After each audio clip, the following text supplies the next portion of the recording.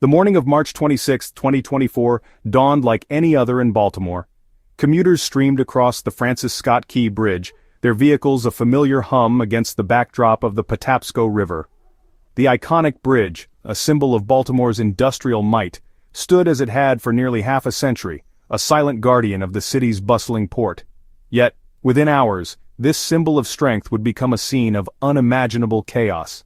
At precisely 10:18 a.m., the container ship MV, a hulking behemoth of global commerce, approached the bridge with unsettling speed. On the bridge, a crew of construction workers went about their daily tasks, unaware of the impending doom. What followed was a deafening roar of metal against concrete, a sickening crunch that sent shockwaves through the city. Its course fatally miscalculated, had slammed into the bridge's support structure with terrifying force. A 150-foot section of the bridge, weakened by decades of wear and tear, crumbled into the water below.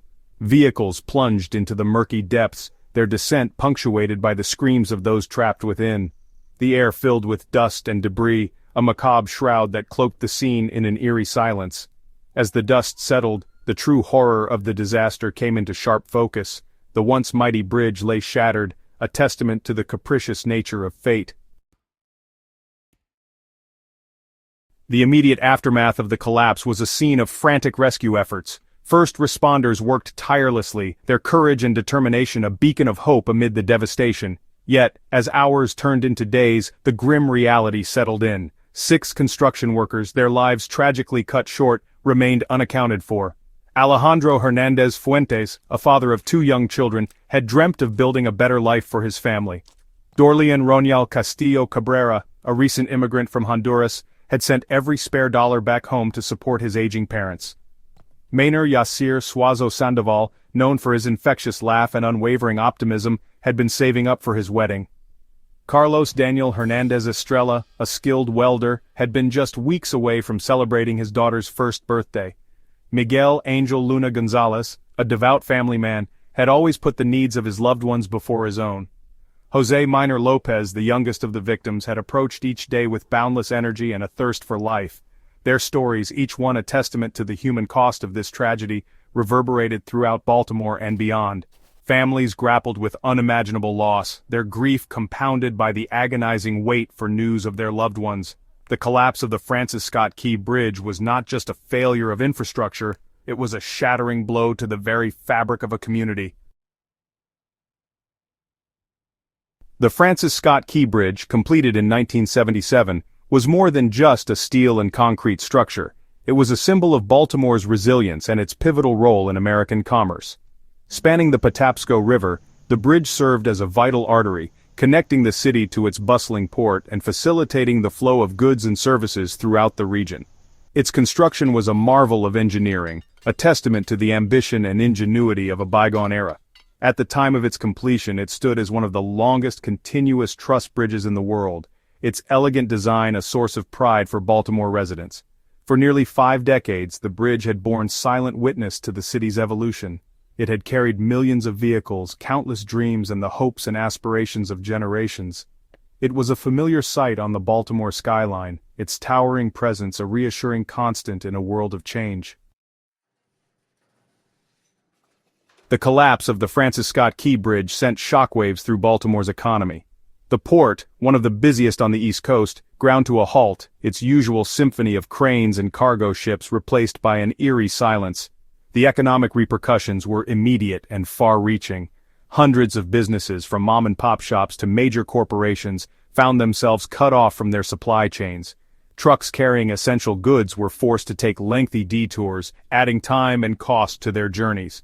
The tourism industry, already reeling from the aftermath of the pandemic, suffered another devastating blow as visitors canceled their trips. The Port of Baltimore, a major engine of economic growth for the city and the state, saw its revenue plummet. Thousands of jobs, directly and indirectly dependent on the port's operations, were put at risk.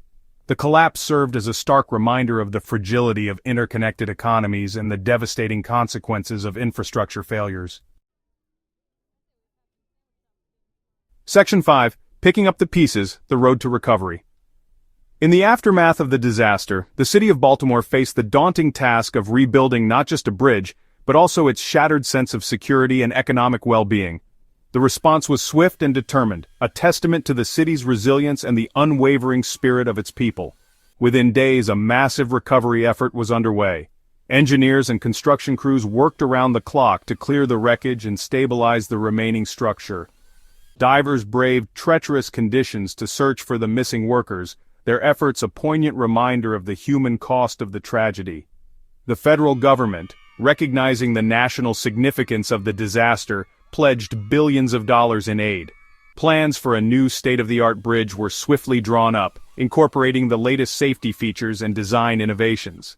The new bridge, taller and more resilient than its predecessor, would serve as a symbol of Baltimore's determination to rise from the ashes.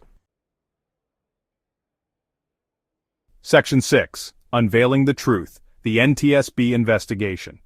As Baltimore grappled with the aftermath of the bridge collapse, investigators from the National Transportation Safety Board, or NTSB, launched a comprehensive inquiry to determine the cause of the disaster.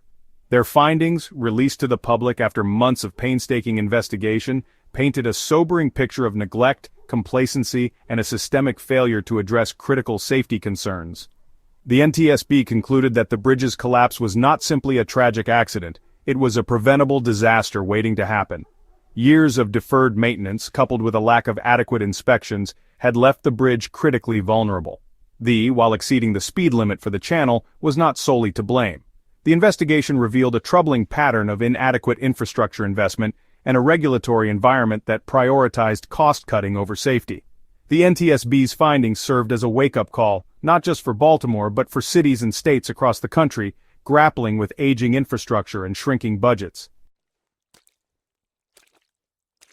Section 7. Justice served, legal battles, and accountability. The collapse of the Francis Scott Key Bridge triggered a wave of lawsuits and legal battles, as victims' families, businesses, and the city of Baltimore sought compensation for their losses. The operators of the Grace Ocean Private Limited and Synergy Marine Private Limited faced intense scrutiny and accusations of negligence.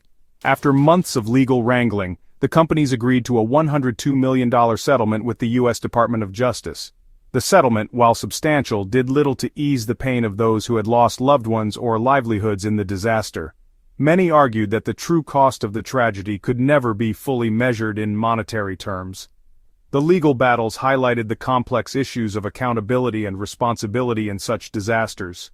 While the AS operators bore some responsibility for the collision, the NTSB investigation had made it clear that the bridge's collapse was a systemic failure with multiple contributing factors.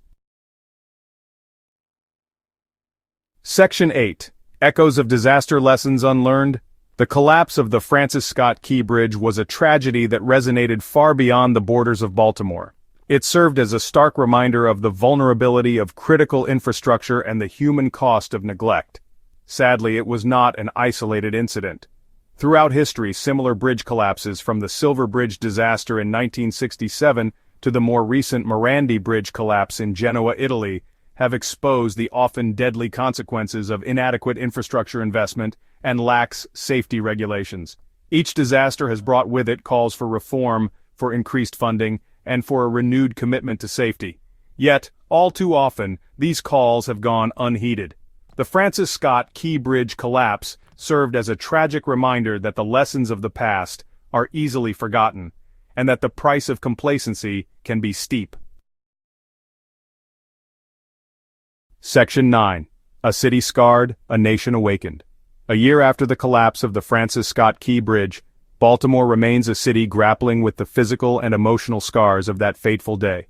The new bridge, its construction a testament to the city's resilience, is slowly taking shape, a symbol of hope for the future, yet the memory of the tragedy lingers. The families of the victims still mourn their loss, their grief a constant reminder of the human cost of infrastructure failures. Businesses struggle to recover, their livelihoods forever altered by the events of that March morning. The collapse of the Francis Scott Key Bridge served as a wake-up call, not just for Baltimore but for the entire nation. It exposed the fragility of our aging infrastructure and the urgent need for investment and reform. It highlighted the human cost of complacency and the importance of prioritizing safety over short-term cost savings.